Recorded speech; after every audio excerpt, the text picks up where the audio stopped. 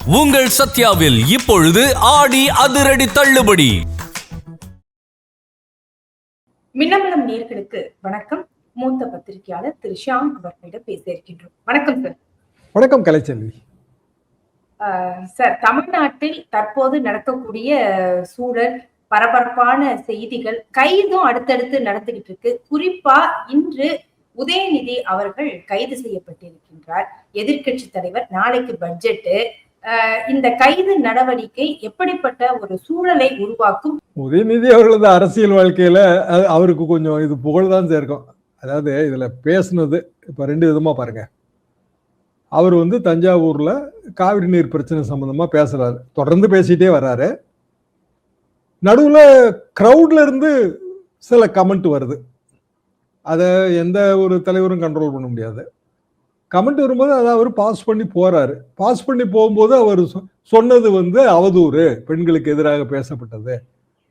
இதுல என்னன்னா இன்டென்ட் வேணுங்க. SKM Poorna rice brand oil.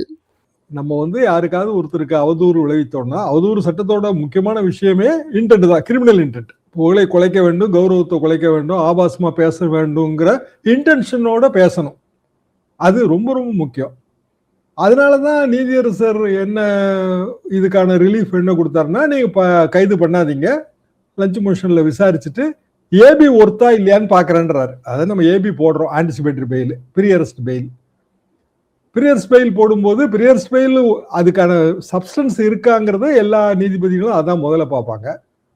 அப்போ ஒரு மேடை பேச்சு சம்பந்தமானது. அதுல பெண்கள் வன்கொடுமை தடுப்பு சட்டம், இந்த தஞ்சாவூர் ஈஸ்ட்ல போட்டிருக்க செக்ஷன்ஸ் எல்லாம் பாத்தீங்கன்னா ரொம்ப வேடிக்கையா இருக்கு பாருங்களேன். Thanjavur east PS section crime number 287, 196, 192, 352, 79, 296 B, 61, 351, BNS 4, Tamil Nadu prevention of harassment to women act, பெண்கள் வன்கொடுமை தடுப்பு சட்டம், டிஎன்பிஹெச்டபிள்யூமாங்க. அப்புறம் 67 ஆஃப் ஐடி ஆக்ட், ஐடினா இன்ஃபர்மேஷன் டெக்னாலஜி ஆக்ட் 67. இவ்வளவு கடுமையான சட்ட பிரிவுகள்ல பிரயோகம் பண்ற அளவுக்கு ஒரு அரசியல் தலைவரோட மேடை பேச்சு அது எப்படி பொருத்த முடித்ததாக இருக்கும்? அப்போ ஜாமீன்ல வர முடியாத வகையில் நம்ம பிரிவென்ஷன் ஆஃப் குரூயல்டி டு விமன்ல ஜாமீன் கிடையாதுங்க. போலீஸ் ஸ்டேஷன் ஜாமீன் சொல்லுவோம் இல்லைங்களா, அது கிடையாது. ஜுடிஷியல் ஜாமீன் உண்டு. ஜுடிஷியல் ஜாமீன் எல்லாத்துக்குமே உண்டுங்க, டைம் ஆகும்.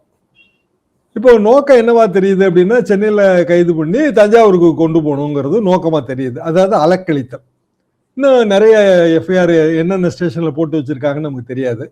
ஸோ பல ஸ்டேஷனுக்கு கூட்டு போலாங்கிற நோக்கம் தெரியுது.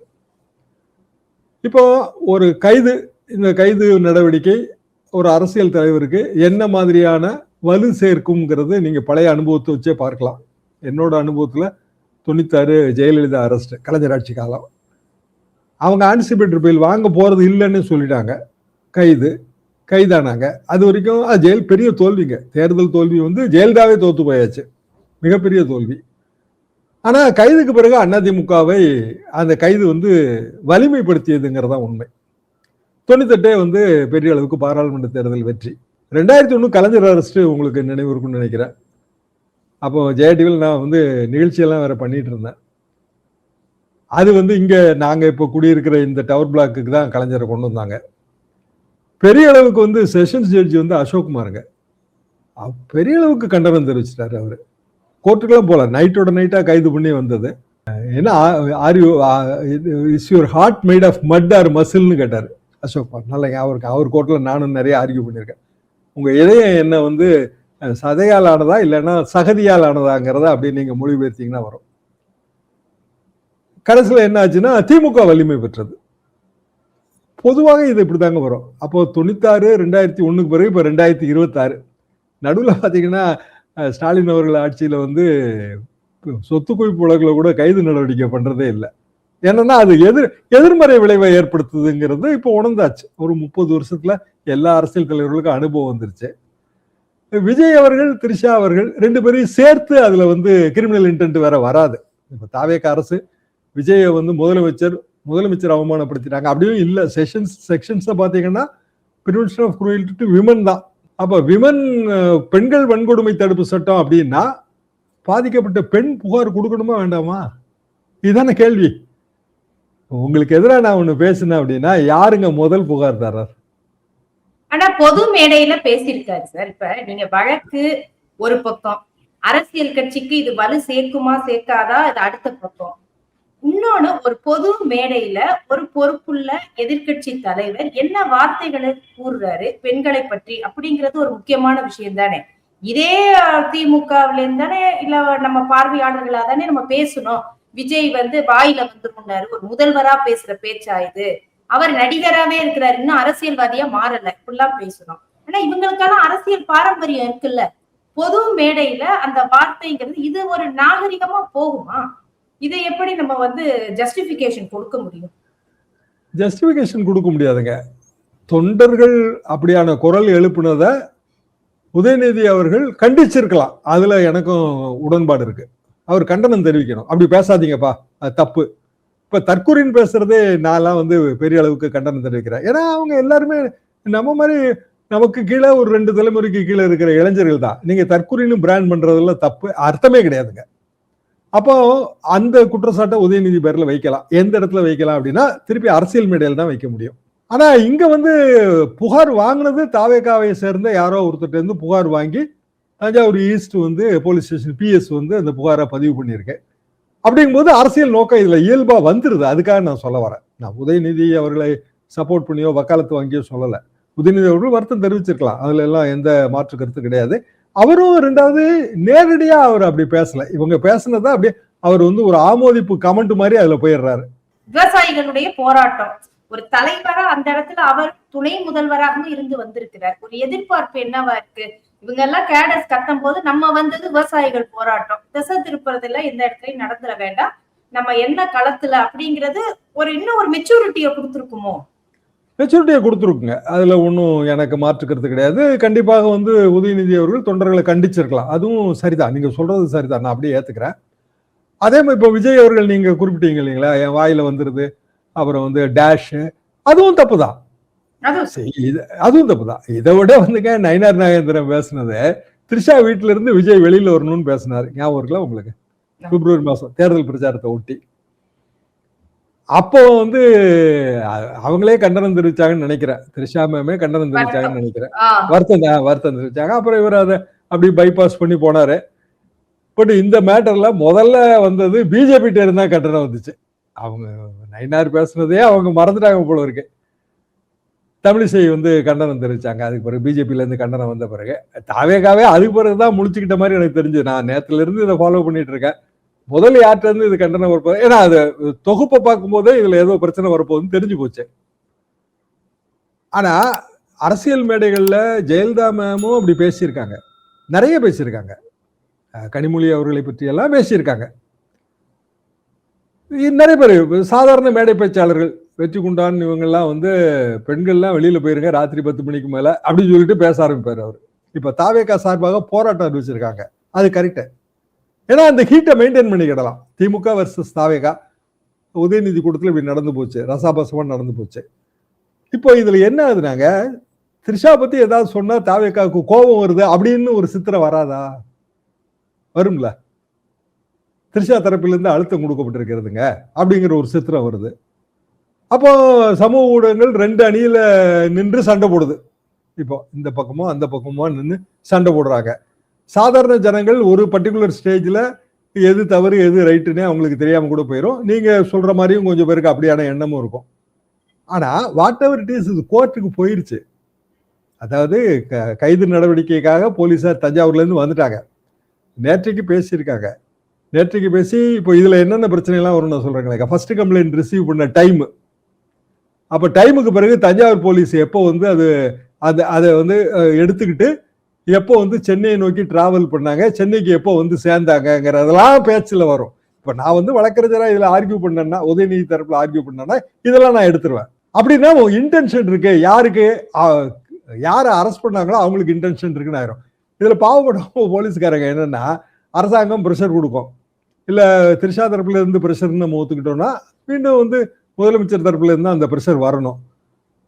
அப்போ நாளைக்கு கோர்ட் யாரை கண்டிக்க போகுது? இன்னைக்கு யாரை கண்டிக்க போறாரு ஜஸ்டிஸ் இளந்திரையன்? நான் உத்தரவு போட்டிருக்கேன், 12 மணி வரைக்கும் நோ அரெஸ்ட்னு உத்தரவு போட்டிருக்கேன், கோயர்சிவ் மெஷர் கூடாதுன்னு சொல்லியிருக்கேன், நீங்க எப்படி கைது பண்ணலாம் அப்படின்னா நோக்கம் இப்படி மாறும். ஆன்டிசிபேட்டரி பெயில் வாங்கிடக்கூடாதுன்னு கைது பண்ணியிருக்காங்கன்னு ஆயிரும். சரி, நம்ம வந்து முன்ஜாமீன் போட்டிருக்கோம், முன்ஜாமீன் போட்ட பிறகு கோர்ட்டும் எடுத்துருச்சு, அதை எடுக்கலைன்னா பரவாயில்ல, கோர்ட்டும் எடுத்துருச்சு, எடுத்து வந்து ஓரலா ஒரு உத்தரவு போட்டிருக்காரு நீதியரசர், அப்போ வந்து நீங்க கைது பண்ண முடியாது. இது இன்னொரு உதாரணம் சொல்றேன். 95 காலகட்டத்தில் டாக்டர் சுப்பிரமணிய சாமிங்க, டாக்டர் சுப்பிரமணிய சாமி மிக கடுமையா வந்து ஜெயலலிதா மேமுக்கு எதிராக இங்க பேசுவார், தமிழ்நாடு பூரா பேசுவார். சென்னாரெட்டி கவர்னர், அவர் ஆன்டி ஜெயலலிதா, நாங்க எல்லாருமே சென்னாரெட்டி குரூப். அங்கே ராஜ்பவன்ல இருந்து இந்த எதிர்கட்சி பாலிடிக்ஸை பண்ணிட்டே கிடப்பாங்க. ராஜ்பவன் ஒரு அடைக்கல பூமி மாதிரி. அப்ப என்ன ஆச்சு அப்படின்னா, சுப்பிரமணிய சாமி இதே மாதிரி ஏதோ ஒண்ணு பேசிட்டாரு. ஸோ அப்போ Chennai police commissioner Rajagopalan, city police commissioner, ரொம்ப நல்ல நேர்மையான ஆஃபீஸருங்க, சிபிஐல இருந்து வந்து ஒரு 96ன்னு நினைக்கிறேன், 96 பிகினிங்னு நினைக்கிறேன். மேம் வந்து கோவப்பட்டாங்க, ஜெயலலிதா மேம் கைது பண்ணியே ஆகணுங்க, நீங்க என்ன பண்ணுவீங்களோ தெரியாது அப்படின்ட்டாங்க. பெரிய போலீஸ் படையோட ஹைகோர்ட்டுக்குள்ள நிக்கிறாரு ராஜகோபாலன் அவர்கள். சாமி ஏற்கனவே ஹைகோர்ட்டுக்கு வேற ஒரு மேட்டருக்கு வந்திருக்காரு, ஆர்கியூ பண்ணிட்டு இருக்காரு, அவரு செல்ஃபா ஆர்கியூ பண்ணுவாருங்க, பார்ட்டி இன் பர்சன்.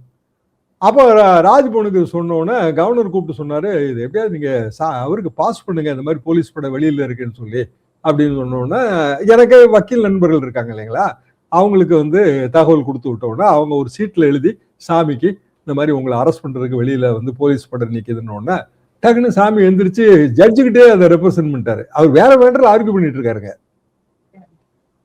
அது ஷெட்யூல்டு ஆர்குமெண்ட். ஜட்ஜு கிட்ட ரெப்ரசென்ட் பண்ணோன்னா ஜட்ஜு வந்து இது ஃபுல்லா விசாரிக்கிற வரைக்கும் நோ அரெஸ்ட்ன்றாரு. இதே தான். ராஜகோபாலன் வந்து ரொம்ப நேர்மையான ஆஃபீஸருங்க, அவங்க மிஸ்ஸஸ் எல்லாம் பெரிய டாக்டர், பெரிய ஃபேமிலி, பெரிய டெல்லியில பெரிய சர்வீஸ் போட்டவர். அவர் வந்து அப்படி ஜட்ஜு சொன்ன பிறகு நம்ம பண்ணக்கூடாது அப்படின்னு சொல்லி போலீஸ் படையோட அப்படி வாபஸ் ஆயிட்டாரு. கடைசியில் வந்து சாமி வந்துட்டாரு, வந்து அவரை வந்து நாங்க இதுல அனுப்பி விட்டோம் ஏர்போர்ட்ல. அதுக்கு பிறகு அவர் திருப்பி 2 நாள் கழிச்சு அவரு அப்பதான் தலைக்கு டை அடிச்சாருங்க. முதல்ல அவர் வெள்ள முடியோட தான் முதல்ல வருவாரு, தலைக்கு டை அடிச்சுட்டு நான் மாறு வேஷத்தில் வந்திருக்கிறேன்னு சொல்லிட்டாரு. மறக்க முடியாத நிகழ்ச்சிங்க இது. மேமுக்கு யார் பேர்ல கோவம் வந்துச்சு தெரியுமா?